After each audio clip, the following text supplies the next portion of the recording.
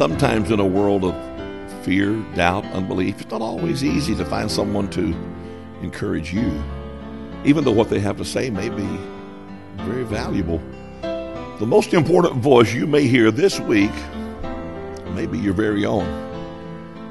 And we must learn the benefits of encouraging ourselves in the Lord and talking positive to ourselves. You see, you are your best friend, or you are your worst enemy. What you say about yourself is probably the most important conversation you're going to have all week. You can convince yourself that you're a winner, or convince yourself you're a loser. King David and 600 of his soldiers came home from fighting a battle, and while they were gone, they discovered that the Amalekites had come in and burned all their houses and took their women and children. All they found were the ruins. Their houses were burned to the ground. Their families are all gone. And the Bible says they cried and they wept until there was no more strength to cry. Oh, what a disappointment this must have been. Discouraged is not a big enough word to describe the state of their morale. But for David, the king, the pain was even worse. For he was their leader.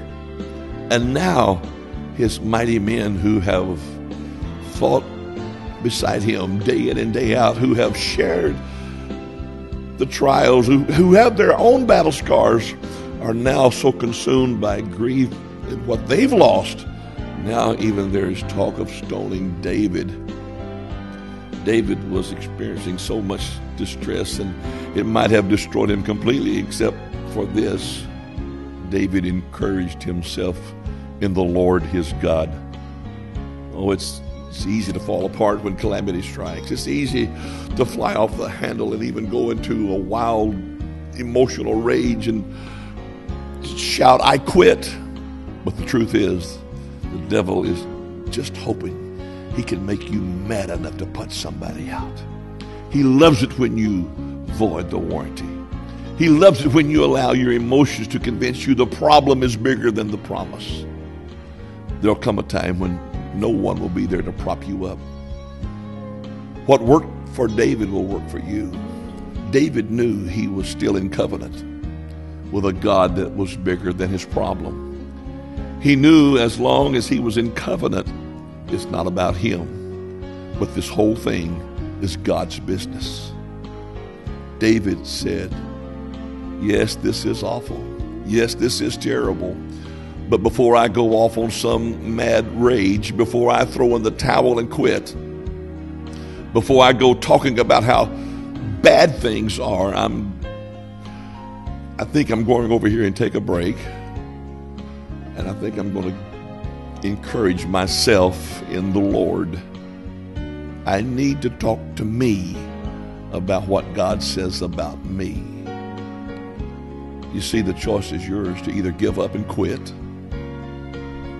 let the devil dance on your grave, or you can move on to the solution that God has prepared for the problem.